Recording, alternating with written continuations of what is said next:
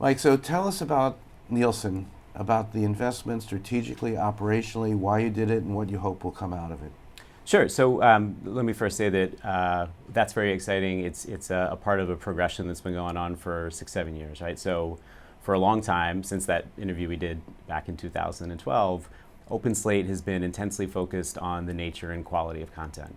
So while Nielsen's been thinking about audience for 100 years, OpenSlate's been thinking about what is the content in which an ad is running.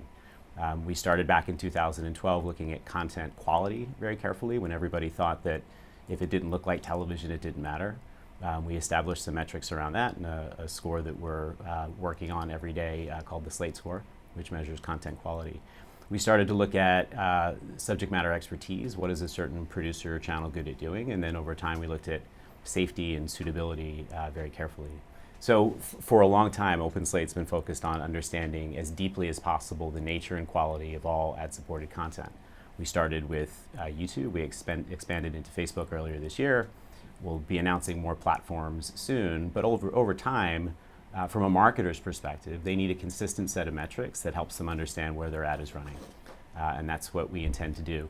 Working with Nielsen, obviously, as a commercial partner, adds some power and promise to that vision, right? So there's a lot of overlap philosophically. I think both Nielsen and OpenSlate understand that the market needs safe and trusted media. I think we both know that that's becoming more and more complicated, both from an audience perspective and from a content perspective. So yeah, we're excited about them as an investor. We're excited to have them on the team, and we're looking forward to working really closely with them. So, Mike, could you explain to folks what your platform does, and not to get too deep in the sauce, but we hear a lot about brand safety and companies that are sort of in that space. What do you guys do that's different? So what OpenSlate manages is a content rating system, and the intention of our content rating system is to provide metrics that create a healthy and transparent ecosystem and promotes high quality content. Like I said, we started with the Slate score a long time ago. And while we do safety and suitability, and that's been a big focus for the last few years, overall it's helping advertisers understand where they want their ads to run, or where they ran, and where they don't want their ads to run. And I think both are over time equally important. Certainly the emphasis for the past few years has been on safety and suitability. What our technology actually does is it ingests every piece of data about every ad-supported video we can get our hands on every single day. And it creates a set of scores and ratings that apply to both the video itself and the producer that's publishing the video. And we think that both are important to advertisers. Cool. So tell us about how the platform might expand. I know you guys started with YouTube, you added Facebook. What other kind of environments do you think you'll be operating in? So right now, between YouTube and Facebook, every day we're ingesting and analyzing about 600 million ad-supported videos. That expands every day on those two platforms. We're certainly interested in other platforms where people are watching video. But once you get beyond the platforms, we're interested in all ad-supported video. And really, that's being driven by our clients. Big brands like Procter & Gamble and Unilever want to understand where they should be and where they shouldn't be on those platforms. But beyond that, up to and including premium content, they want to understand the differences or the relative value between something they might buy on YouTube or Facebook and something they might buy on CBS or Hulu. So over time, our vision is ubiquity and a consistent set of metrics for all online video.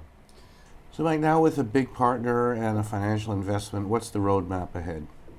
Sure. Well, I mean, our partnership with Nielsen is very important. I think there's a few things that we can do right off the bat with them. When advertisers, first and foremost, they want to know who they're reaching. Are they reaching their target?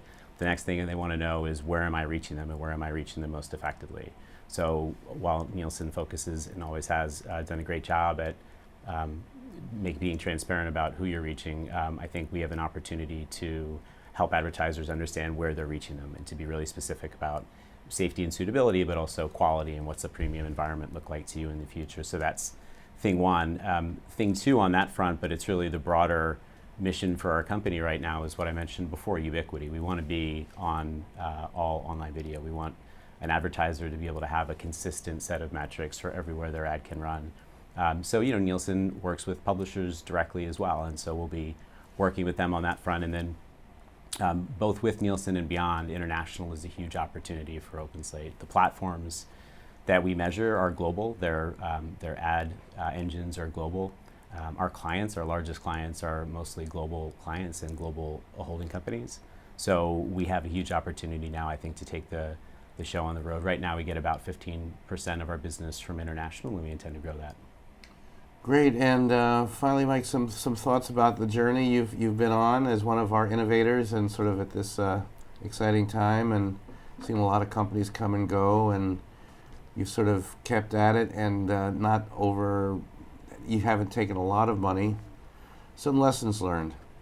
Yeah, well, I think consistency and persistence. If you go back to when we talked in, I think it was 2012, I don't think that we had the vision for the product that we have today necessarily, but the vision that the marketplace will become more complex from a content perspective, that brands will require an independent third party to help them, like the way that brands will embrace content that looks and feels different from what they've been spending in television, but that they're going to need a lot of data to support that.